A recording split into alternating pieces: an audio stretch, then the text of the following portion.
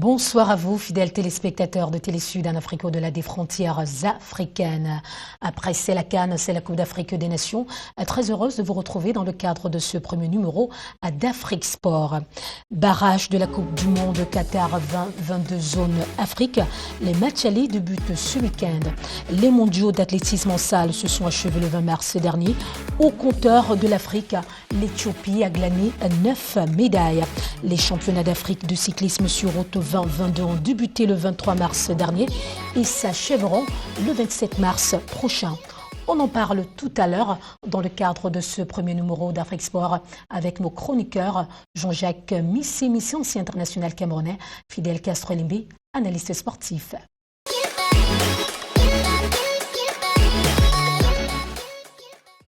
L'actualité sportive de l'Afrique, c'est sur Afrique Sport. Bonsoir à vous, fidèles téléspectateurs de Télésud, de par l'Afrique, de par le monde. Bonsoir à vous, Fidel Castro-Limbe. Bonsoir Marceline, bonsoir à Jean-Jacques Missé, bonsoir aux nombreux téléspectateurs de Télésud. Très heureuse de vous retrouver après les 24 numéros produits dans le cadre de la CAN, c'est la Coupe d'Afrique des Nations. Le repos était nécessaire parce que c'est quand même un mois d'intense travail. Tout être humain a besoin de pouvoir se reposer, de pouvoir aller se ressourcer. Donc je pense que c'était nécessaire aujourd'hui. Nous sommes, comme on dit chez nous, up-to-date pour reprendre le service. Jean-Jacques Missé, bonsoir. Bonsoir à tous les téléspectateurs de Télésud. Comment on se porte aujourd'hui ? Bon, ça va, comme on vient de le dire, ça a été un mois de travail intense. Bon, ici, on a repris et... Nous avons eu du pain sur la planche. Oui, nous sommes là pour édifier, servir les téléspectateurs. Vos revendications finissent par porter du fruit. Le Portugais Antonio Conceição da Silva, limogé après la Coupe d'Afrique des Nations. Oui, je pense que ce n'était pas seulement mon souhait, c'était le souhait de beaucoup de Camerounais. Donc je pense que là, on a une équipe, il y a une équipe en place avec Rigobert Song. Bon, ils seront au pied du mur dès demain. Donc, on verra à partir de demain s'il y a eu un travail de fait. C'est vrai que qu'on ait nommé n'importe qui, je pense qu'il aurait pratiquement appelé les mêmes joueurs en attendant de revoir certains joueurs après. Mais je pense que là, l'ossature est là. Et puis, dans cette ossature, il y a certains joueurs qui ne devaient plus être là, qui ne sont plus là, qui ne sont pas appelés. Mais pour Zambouangui, ça, je pense que c'est suite à une blessure, ou il a simulé une blessure, ou alors, je ne sais pas. Bon, je pense que c'est un des cadres de l'équipe qui manque. Je pense que toute l'ossature est là. Coupe de la CAF, Coupe de la Confédération africaine de football. Débutons par cette compétition. La 5e journée s'est jouée dimanche dernier, 20 mars 2022. Au terme de cette journée, les Égyptiens de Al-Marsi ont eu raison de Coton Sport de Garoua, 2-0. Les Zambiens de Zanaco ont remporté sur le CS Sfaxien de Tunisie, 1-0. ASEC d'Abidjan a pris le dessus sur Simba Sport Club de la Tanzanie, 3-0. À la Itia de Tripoli a défait Royal Léopard Football de la Swaziland, 3-2. Les Congolais d'Oyo et le TP Mazembe ont fait match nul, 2 buts partout. Le club sud-africain d'Orlando Pirates a laminé les Algériens de JS Saoura, 2-0. Ali de Tripoli a vaincu Pyramide FC d'Égypte, 1-0. La rencontre entre les Nigériens d'une sportive de la Gendarmerie nationale et les Marocains de Renaissance sportive Berkane s'est soldée par un jeu égal, 2 buts partout. Fidel Castro, avec vous, l'analyse et l'interprétation de ces résultats. Non, mais je pense que les cadres sont en train de confirmer. Je voudrais m'arrêter principalement sur la route de Coton Sport de Garoua, qui est le représentant, l'unique représentant camerounais en compétition internationale, notamment dans cette compétition de la Coupe de la CAF. Je pense que, contrairement à la saison dernière où Coton Sport a terminé en demi-finale, il faudra dire que, bien malin, l'élimination de Coton Sport était prévisible compte tenu du fait que cette année, le championnat n'avait pas encore commencé. Cela a pratiquement plombé les chances des performances de Coton Sport de Garoua. Il y a un donné, ils ont fait un bon parcours parce qu'il y avait un championnat. Même s'il n'est pas arrivé à son terme, mais ça a quand même permis aux joueurs de Coton Sport d'être dans la compétition. Mais cette année, le championnat vient à peine de commencer. Je pense que Coton Sport va a livré son premier match en championnat cette semaine. Vous comprendrez avec moi que Coton Sport arrive un peu dans cette compétition étant un peu émoussé, c'est-à-dire que les joueurs, il n'y avait pas de compétition entre les jambes et surtout qu'il y a eu un nivellement des effectifs parce que la plupart des cadres de Coton Sport sont partis, que ce soit les Banga Benjamin et consorts, ils ont quitté le club. Donc là maintenant, on a puisé dans la jeune garde, notamment avec ces jeunes garçons qu'on appelle à 17 ans en équipe nationale du Cameroun et qui est pratiquement l'arme offensive de Coton Sport de Gabon. Donc il aurait fallu qu'il y ait un championnat pour qu'il y ait ce mélange entre les anciens et les nouveaux. Malheureusement, ça n'a pas pu être le cas. Je pense que c'est la même chose pour le tout-puissant Mazembe qui est dans la même situation. Mais pour le reste, les clubs de l'Afrique du Nord, ils le confirment, que ce soit Al-Nasri, que ce soit Al-Ittihad, que ce soit Al-Ali, ils sont en train de confirmer que quand un championnat est bien, les choses avancent. Fidel Castro-Lébé, le TP Mazembe, est-il au top de sa forme? Le TP Mazembe est, on ne va pas dire, ce n'est pas le TP Mazembe qu'on a connu il y a quelques temps, qui a disputé la finale de la Coupe du Monde des clubs contre l'Inter de Milan de Samuel Eto'o. Non, le TP Mazembe aujourd'hui est entré dans une phase de restructuration. C'est-à-dire qu'ils sont rentrés dans ce qu'ils faisaient depuis longtemps. C'est-à-dire qu'avant de chercher une ou deux pépites internationales, on commence d'abord par privilégier les joueurs sortis du centre de formation. Et c'est pour ça que depuis l'an dernier, les performances du Tupi Mazembe sont un peu en dents de scie. Parce qu'on a puisé vers la réserve. Maintenant, on est donc en train de monter en puissance. L'an dernier, ils ont été éliminés très tôt. Cette année, ils sont en train de se qualifier pour les quarts de finale. C'est-à-dire que la mayonnaise commence à prendre petit à petit. La mayonnaise commence donc à prendre. Ici, on parlait du classement de cette 5e journée. Parlant du groupe A, le club Al-Ali Tripoli en tête avec 12 points, suivi de Pyramide avec 10 points. Et c'est donc Zanaco qui ferme la boucle avec 3 points. Classement du groupe B, Orlando Pirates avec 12 points en tête, suivi de Al-Ittihad de Tripoli, 10 points, JS Saoura, 7 points, Royal Léopard. Aucun point enregistré. Classement au groupe C, Al-Marsi, 10 points, TP Mazembe, 8 points, Otoyo, Doyo, 5 points, Coton Sport, 3 points. Au classement du groupe D, ASEC s'en sort avec 9 points en tête, suivi de RSB Berkane, 7 points, Simba Sport, 7 points, Union Sportive, 5 points également. Jean-Jacques Missi, vous avez la parole. Que peut-on dire, ou alors que pourrait-on dire du niveau et de la qualité du jeu à ce moment de la compétition? Non, c'est vrai que le niveau du championnat, le niveau de ces compétitions en Afrique ont baissé parce que tous les pays qui sont là n'ont pas, il y a certains pays qui n'ont pas de championnat. C'est pour ça qu'on retrouve toujours les mêmes. Il y a un championnat qui se joue en Côte d'Ivoire, un championnat qui se joue en Égypte, qui se joue en Tunisie, qui se joue... Bon, les pays qui n'ont pas de championnat, il y a cette souffrance-là. Mais ici, je pense que ceux qui sont en compétition régulière ont les places qu'ils méritent. Mais comme on dit, c'est-à-dire que l'Afrique est même en plein nivellement parce qu'on a vu ici avec la CAN, les pays qui sont en train de travailler, progresser et tout. Je pense que d'ici 1 an, 2 ans, je pense que les coupes africaines auront un niveau un peu plus élevé. Et quand on parle des pays qui sont en train de travailler, on n'oublie pas les Comores. Non, sûrement, les Comores, on sait qu'ils sont en plein, parce qu'avec toute la motivation qu'ils ont eue ici, pendant la CAN, ils ont montré à tout le public africain et même mondial qu'ils sont en train de faire un travail important.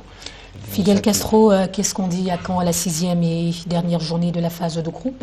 Je pense que les dés sont déjà jetés, parce que lorsque en dehors de 2 ou 3 poules, c'est encore serré, mais je crois que on connaît déjà tous ceux qui vont se qualifier pour les quarts de finale. Pour revenir un peu sur ce que la 6e et la dernière journée qui se jouera donc le week-end de la semaine prochaine. On connaîtra les qualifiés pour les quarts de finale. Poursuivons avec cette autre compétition, la Champions League africaine, la 5e journée de la Champions League. Voilà, c'est donc joué le week-end dernier. Au terme de cette journée, les Égyptiens de Al-Ali ont eu raison de Al-Merrek, le club soudanais, 3-1. Les Algériens d'entente sportive de Sétif ont remporté sur Oroya de la Guinée-Conakry, 3-2. Jeu égal entre Petro de Luanda et le Zamalek du Caire. 0 but partout. Mamelodi Sundowns d'Afrique du Sud défait Al Hilal du Soudan 4 buts à 2. Espérance du Tunis gagne Wanik Galaxy du Botswana à 3 buts à 0. Wydad de Casablanca a pris le dessus sur Sagrada Esperanza à Dongola à 2 buts à 1. On n'oublie pas cette autre rencontre, le CR Belouizdad d'Algérie qui a donc vaincu Étoile du Sahel de Tunis 2 buts à 0 à Radia de Casablanca qui a désillusionné Amazulu d'Afrique du Sud 2 buts à 0. Jean-Jacques Missi, des scores tout de même impressionnants. Oui, c'est des scores impressionnants et puis des équipes qui sont mieux préparées. Ce sont les mêmes équipes qu'on retrouve toujours au sommet de ce football africain. Donc c'est dans la continuité. Et je pense qu'il y a beaucoup de pays qui ont intérêt à travailler pour pouvoir se mettre à niveau. Parce qu'à l'époque, il y avait vraiment des compétitions africaines étaient d'un niveau très très élevé.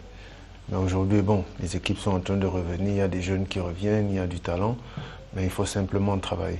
Fidel Castro, la suite de la compétition est-elle envisageable ? Oui, elle est envisageable. Elle est envisageable, c'est d'autant plus que les 4 derniers vainqueurs sont là. Al-Ali est en passe de se qualifier parce qu'Al-Ali est en passe de se qualifier, l'Étoile de Sahel du Sousse. Al-Ali qui enregistre 7 points au groupe A. On retrouve les mêmes clubs, c'est sensiblement les mêmes clubs qui sillonnent dans le carré d'As depuis au moins 5 ou 6 ans. Maintenant, il y a quand même des nouveaux clubs tels que Oroya de la Guinée qui depuis 2 ans est en train de faire un travail exceptionnel. Donc moi je pense que, tel que Jean-Jacques l'a dit, il faudrait que les championnats reprennent pour que cette compétition puisse prendre une autre dimension. La CAF a essayé d'améliorer ce calendrier avec les infrastructures qui sont déjà un peu partout en Afrique.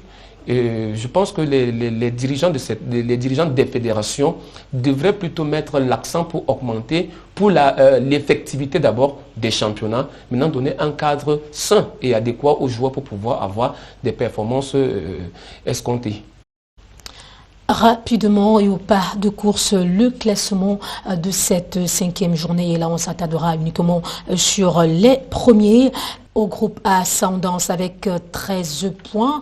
Au groupe B, Raja de Casablanca qui enregistre donc 12 points. Au groupe C, S Tunis qui enregistre 11 points. Et enfin, au groupe D, Wydad Casablanca qui enregistre 12 points. Voilà la 6e et la dernière journée de la 6e et dernière journée de la phase de groupe se jouera donc le week-end de la semaine prochaine. Oui, on précise simplement que toutes les équipes qui sont en tête, ce sont les équipes d'Afrique du Nord et puis très bien. Une équipe d'Afrique du Sud. Donc c'est la preuve que quand un championnat se joue et que les joueurs sont en compétition, on ne va jamais le répéter assez. Le résultat se voit, les résultats se voient. Et qu'est-ce qu'on dit, Jean-Jacques Missi, aux clubs qui traînent encore le pas? Les clubs qui traînent, ou les pays qui traînent à organiser des championnats, je pense qu'ici, avec l'arrivée de Samuel, ce qu'il est en train de faire ici est extraordinaire, parce que là, il nous organise un championnat vraiment en 3 mois. Encore et encore le Cameroun. En 3 mois pour retrouver. Non, moi je pense qu'il faut féliciter. Quand c'est bon, il faut dire que c'est bon. Même s'il y a encore des choses à améliorer, il est venu trouver un football qui était vraiment en perdition. Bon, il essaie de remettre ça sur les pieds. Il y a un championnat qui va se jouer sur 3 mois. Il faut vraiment rattraper le calendrier international pour qu'on ne soit plus en retard. Et c'est quelque chose d'appréciable. Et je pense que là, avec ces clubs qui jouent, et des matchs qui se jouent tous les 3 ou tous les 4 jours, je pense que ça permettra à ceux qui se sont bien préparés de pouvoir, comme le Canon, qui est mon club de cœur, qui est en train de bien démarrer. Les barrages du Mondial 2022 en zone Afrique intéressent, mais c'est juste après cette transition.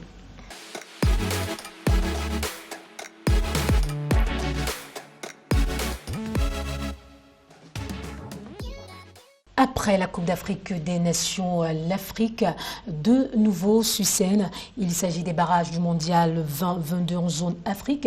Sur 10 pays, 5 auront le privilège, la lourde responsabilité de représenter le football africain. Fidel Castro. Oui, il faudrait dire que, d'abord je voudrais dire que cette idée de, on ne peut pas accepter qu'au 21e siècle, au 22e siècle, que nous sommes en 2022, que l'Afrique qui est quand même le plus gros contingent de la FIFA, 54 pays, continue à avoir 5 représentants. Parce qu'au-delà de ces 5 qui sortiront, il faut dire que c'est les 5 autres... On peut dire qu'il y a problème quelque part. Il y a problème, il faudrait revoir la répartition, et non pas cette idée, excusez-moi, cette idée assez idiote de M. Gianni Infantino qui organise des choses dont lui-même ne comprend pas très bien. Donc, il faudrait revoir le quota des places qu'on donne à l'Afrique. Il est inadmissible, il est impensable que l'Afrique se retrouve aujourd'hui avec 5 places. Nous allons voir. Regardez les confrontations. Lorsque vous prenez l'Algérie, qui est l'une des meilleures équipes africaines, vous prenez le Cameroun, qui est l'un des meilleurs du continent, une équipe va rester. C'est une chance de moins pour l'Afrique qui va disparaître. Vous regardez le Ghana et le Nigeria. C'est 2 cadors du football africain, mais un va rester. Vous regardez de l'autre côté le Maroc. Donc forcément, on va priver l'Afrique de 5 autres grandes nations. Et c'est pour ça qu'on va me dire aujourd'hui que l'Afrique n'a jamais brillé. Mais je dis, on ne peut pas demander à l'Afrique qui va avec 5 représentants alors que les autres viennent. Regardez, l'Amérique du Sud. Ils ont 10 clubs pour 10 nations. Leur championnat, c'est toujours entre 10 nations, Amérique du Sud. Mais au finish, ils ont 5. Alors que l'Afrique a 54. Et au finish, l'Afrique se retrouve avec 5. Moi, je pense que c'est une hérésie de la part de la FIFA. Et j'invite ici les dirigeants africains, notamment à revoir cela lors du prochain comité exécutif de la FIFA. Maintenant, s'il faut revenir sur le football en lui-même, moi, je vais m'arrêter encore sur ce classement qui a été fait. Vraiment, on sait tous que c'est une Coupe du Monde arabophone qui va se jouer au Qatar, pays arabes, mais ce tirage qui a été fait où on a mis 5 pays arabes contre 5 pays d'Afrique noire parce que simplement on voudrait que ce soit les pays de l'Afrique du Nord ou si vous voulez de l'Afrique arabe qui soient au devant. Mais c'est ce qui a été fait. Tout le monde connaît ce qui s'est passé. C'est ce qui a été fait. C'est une Coupe du Monde arabophone et on voudrait à tout prix, parce que se joue au Qatar et on voudrait à tout prix que ce soit ces pays-là qui vont. Moi je dis c'est désolé et c'est regrettable pour l'ensemble du mouvement sportif africain. C'est donc l'analyse de Fidel Castro et Limbi. Au part de course, Jean-Jacques Missi, on va analyser les performances des différentes équipes. Voilà, 5 rencontres annoncées.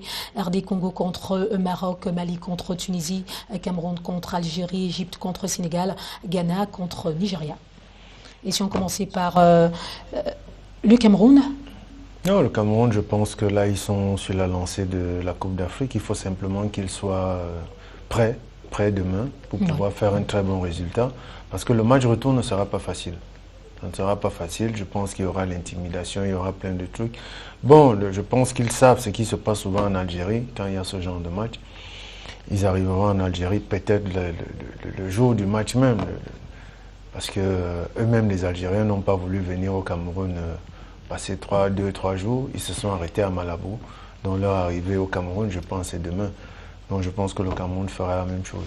Il faut juste que les joueurs soient prêts et qu'ils soient motivés et qu'ils soient tout le peuple derrière eux. On a besoin de cette Coupe. Des joueurs prêts, des joueurs motivés. Fidel Castro et Limbi, je vais poser la question autrement. Qui sont les favoris parmi ces équipes? Bien évidemment, vous prenez en première position le Cameroun. Parce que le Cameroun, c'est quand même cette participation à une Coupe du Monde. Si on s'arrête sur les dernières performances, le Cameroun a quand même terminé 3e de la dernière Coupe d'Afrique des Nations, alors que les Algériens ont été balayés au premier tour. Le Sénégal est champion d'Afrique, ça fait de lui un favori. De l'autre côté, vous aviez le Maroc qui est un favori, vous avez le Nigeria qui pour moi a pratiqué l'un des meilleurs footballs au cours de cette CAN, contrairement au Ghana qui a fait une piètre performance. Donc moi je pense que voilà les favoris de cette compétition. Mais maintenant, il y a une différence entre être favori sur le papier et la réalité sur le terrain. Comme l'a dit le président de la Fédération Cameroun de football, Samuel Eto'o, la Coupe du Monde est une toute autre compétition. C'est un tout autre état d'esprit. Donc je pense que là, il faudrait que toutes ces équipes oublient très rapidement. La CAN, c'est terminé, elle est passée. Maintenant, les vraies choses, c'est la Coupe du Monde. Et je crois que là, comme on dit généralement, la Coupe du Monde parfois reconnaît ses anciens clients. Et parmi ces anciens clients, on a en première position le Cameroun. Moi, je n'ai pas d'inquiétude à me faire pour le Cameroun, mais je dis, et c'est l'occasion encore d'interpeller ces paroles, je vais terminer, ça a commencé avec la RDC. Il faudrait que les dirigeants, les pays africains commencent un peu à sortir de cette sauvagerie. Ce n'est pas un match de football, reste un match de football. Parce que la réception qui a été faite à l'équipe marocaine n'est pas sérieuse. Je crois que c'est des choses, c'est pour ça qu'on ne respecte pas le football africain. Parce que quand les Africains sont toujours en train de faire des choses qui n'honorent pas le continent africain. Tout à l'heure, Jean-Jacques vient de le souligner. On connaît ce qui se passe à Blida. On connaît la réception des Algériens. Il faudrait qu'on commence à sortir de cet état de sauvagerie avancée parce que le football est un jeu. Il faudrait qu'on fasse place au plaisir et que ce soit seul le football qui rayonne. Nous sortons de cette thématique sur les barrages du Mondial 2022 au Qatar. Jean-Jacques Messi, Cameroun-Algérie, le Cameroun qui a à sa tête un nouveau coach en la personne de l'ancien capitaine Rigobert Song, surnommé capitaine Courage. Que peut capitaine Courage? C'est le manager sélectionneur, mais autour de lui, il y a un staff technique. C'est vrai qu'il est là pour la direction, donner les directives, mais je pense qu'il y a un staff technique avec expérience aussi. Sera-t-il à la hauteur?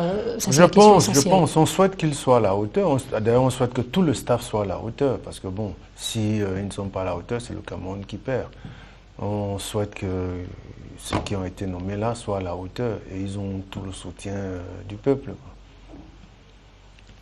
Moi, je pense qu'on part favori. C'est vrai qu'on part favori, mais c'est sur le terrain. Comme Castro l'a dit tout à l'heure, c'est sur le terrain qu'il faudra prouver. C'est-à-dire qu'il faudra courir. Si l'Algérien court 2 mètres, il faudra faire 6 mètres. Bon, ceux qui comprennent, mais c'est ça. Ça sera ça demain.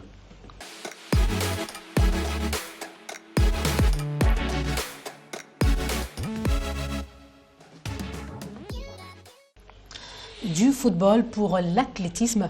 Parlons à présent des 18e championnats du monde d'athlétisme en salle qui se sont tenus du 18 au 20 mars dernier à Belgrade. C'est donc en Serbie. Pendant 3 jours, Belgrade a vibré aux couleurs des athlètes. À l'issue de cette compétition, les pays africains ont décroché au total 13 médailles. Au compteur de l'Afrique, l'Éthiopie a glané 9 médailles, dont 4 en or, 3 en argent et 2 en bronze. Le Kenya suit avec une médaille en argent et 1 en bronze. Le Nigeria remporte une médaille en argent et l'Ouganda 1 en bronze. Au classement général de la compétition, l'Éthiopie vient en tête avec ses 4 médailles en or, décrochées par Gustav Tsege, 1600 mètres dames, Lemlem Helu, 3000 mètres dames, Silmon Barrega, 3000 mètres hommes, Samuel Tifera, 1500 mètres. Des athlètes éthiopiens qu'on peut donc voir en image. Fidel Castro, ça il faut le dire, l'Éthiopie n'a plus rien à démontrer en matière d'athlétisme en Afrique au-delà des frontières africaines. Non, mais l'Éthiopie fait partie aujourd'hui des meilleures nations d'athlétisme, notamment dans les courses de fond, c'est-à-dire que ce soit le 10 000 mètres, le 15 000 mètres ou encore le 800 mètres. Non, l'Éthiopie, à côté du Kenya, font partie des meilleurs, non pas d'Afrique, mais des meilleurs du monde. Donc je crois que c'est à juste titre. Hein. Ils ont toujours su représenter le continent africain. Malheureusement, il y a quelques années de ça, l'Afrique noire, notamment le Nigeria et le Cameroun, représentaient valablement le continent africain. Ils ont d'ailleurs pourvu l'Afrique d'un certain nombre de médailles. Malheureusement, pour nous, il y a eu comme un relâchement de la part de ces nations. Donc moi je dis, seul le travail paye. L'Éthiopie continue à bosser, le Kenya continue à bosser. Malheureusement, chez nous, la fédération d'athlétisme est endormie depuis un certain nombre d'années. Athlétisme et cyclisme ont souvent tendance à se mêler. Les championnats d'Afrique de cyclisme sur route 2022 ont débuté ce mercredi 23 mars en Égypte et se tiendront jusqu'au 27 mars prochain avec la participation d'une trentaine de pays dont le Maroc, l'Algérie, le Rwanda, l'Afrique du Sud, l'Éthiopie, la Namibie ou encore le Burkina Faso. Pour la première journée, la sélection algérienne a remporté la médaille de bronze du contre-la-montre par équipe en 52 minutes 20 secondes, alors que la médaille d'or de l'épreuve est revenue à l'Érythrée, 52 minutes 10 secondes. On dit félicitations à l'Érythrée, Jean-Jacques Messi. Oui, mais on voit que c'est des pays qui... Même quand il y a des tours cyclistes ici en Afrique, c'est pratiquement les mêmes pays qui sont toujours là, qui sont en tête et tout. Mais je pense qu'il faut juste, c'est le travail. Ces pays ont compris qu'il faut investir dans tout le sport, pas uniquement dans le football, mais il y a des talents à tous les niveaux. Et je pense que c'est ce qu'il faut. Il faut qu'en Afrique, on comprenne que, comme quelqu'un l'a dit, il n'y a pas de sport mineur, il n'y a pas de sport majeur.